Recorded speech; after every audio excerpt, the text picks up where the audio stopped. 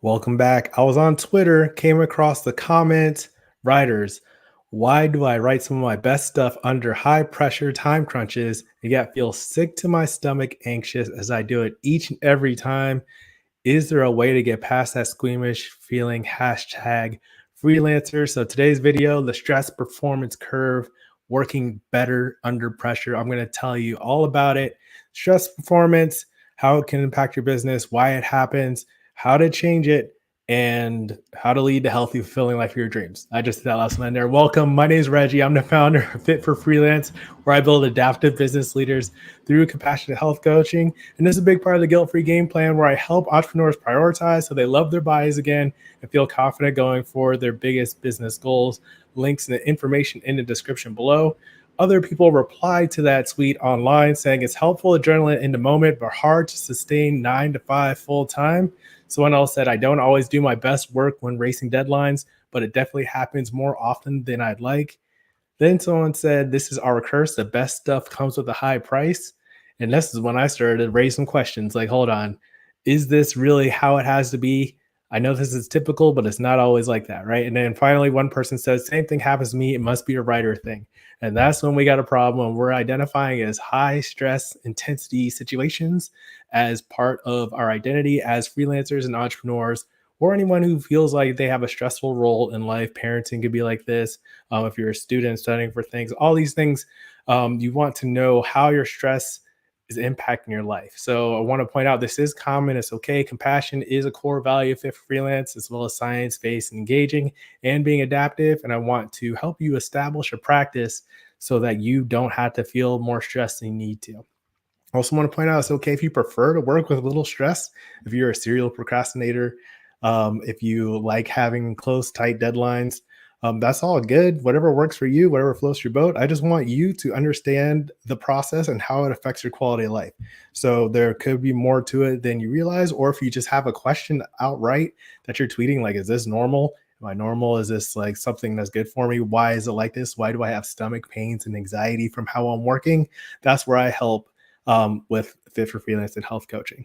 So what I want to point out is it doesn't have to be that way. Over time, this could lead to burnout, and because you're having a stress response. And so the burnout assessment below in the description is a way to objectively measure your stress. So you know, instead of just kind of feeling stressed out sometimes and wondering if you're going to be okay, if you can objectively measure that, that's going to be really helpful for you.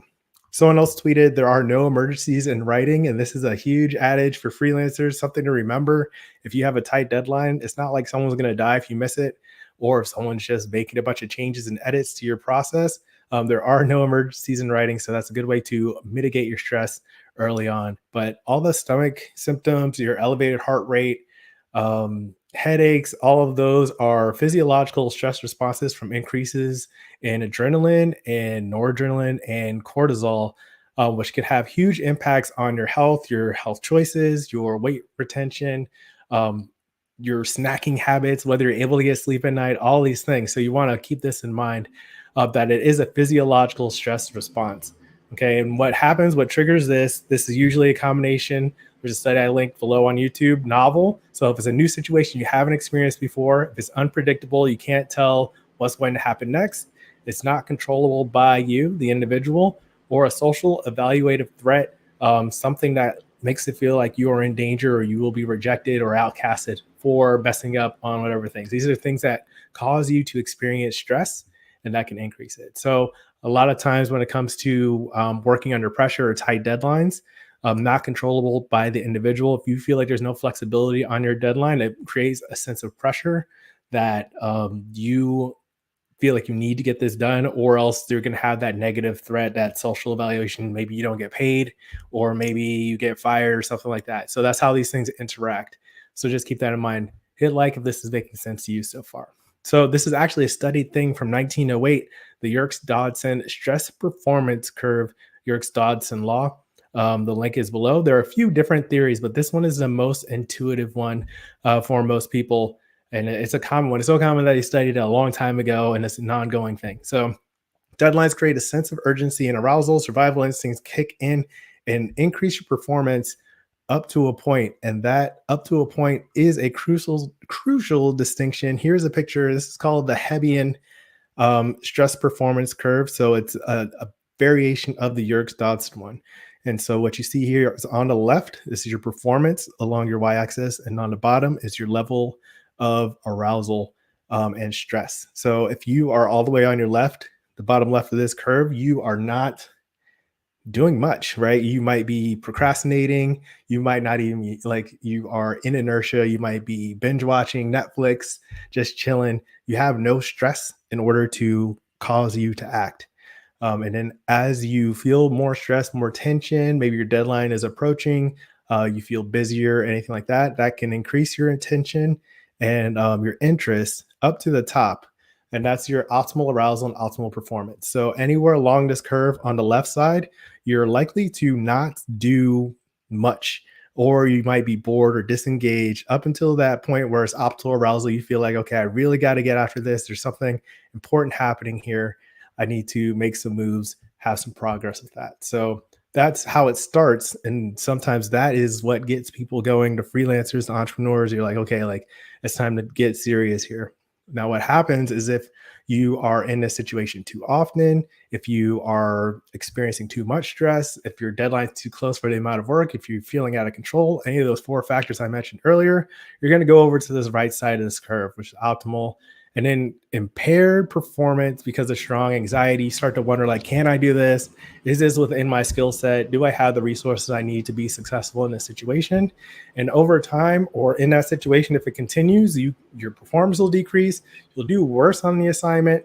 And then you experience fatigue, tiredness, feeling exhausted, um, longer term effects, longer recovery, and eventually you are likely to experience burnout from that. So that is an overview of that stress performance curve. And you want to be mindful of how that is interacting um, in your, business, how you're operating with your workflows and your team. An example of this is the game Perfection. I don't know if anyone's played this, but this is a fun one where you're putting the shapes in to the different spots, and it's an easy game if you don't have the timer going, right? You have all day and it's just like child's play. But if you turn that timer on, you press it down, it ticks, and you have like 60 seconds to get all those different shapes into the spots. If you don't get them in there in time, it pops up and it ruins all your work. And then it creates a lot of excitement. And that's another example of how these, the Yerkes Dodson stress performance thing works, is if you had to go faster, are you able to manage the speed that you have to work with? So that is perfection. That's a great example there. Other things to think of, these stress hormones that you're experiencing, these are glucocorticoids. Like cortisol is the one that gets the bad rap. Up to a point, it helps with memory and function, cognition. So you can think well, you feel energized, you can pay attention, you can focus. Your cortisol actually naturally increases when you wake up in the morning, right? But it's just if you are constantly missing sleep or if you're persistently stressed out, then you get into chronic disease levels that could have long-term impacts, could cause other chronic diseases, can cause you to gain weight, which is when a lot of people find guilt-free health coach. It can cause you to die prematurely. So all these things are like very avoidable. You want to be very mindful of how you're using your stress for your performance in your work and in your life. So down below, I'll put the burnout assessment test. I'll pull up a picture. It's got this cool dog on it, so you can objectively measure your stress. It also comes with the work experience survey asking you 33 questions, I think, and you get a red, yellow, green level of risk of burnout with that. And then also it has an entrepreneur health and business goals checklist with 25 tips on what you can do to manage your stress and make sure that you are leading the healthy, fulfilling life of your dreams. So that's another link below. And then next, I want you to check out a case study on how the guilt-free game plan beats burnout with vision, focus, and practice, so you can take confident ownership of your path to freedom and fitness. I actually found a research article and developed this tool for a client, and she had great impact from it. So I want you to learn more about that in the video that I'll put next to my head. And that's all I got today. What do you think? Stress performance curve. Did you learn something? How do you use stress to help you work your best? Leave a comment, click like, and as always, keep practicing. Peace.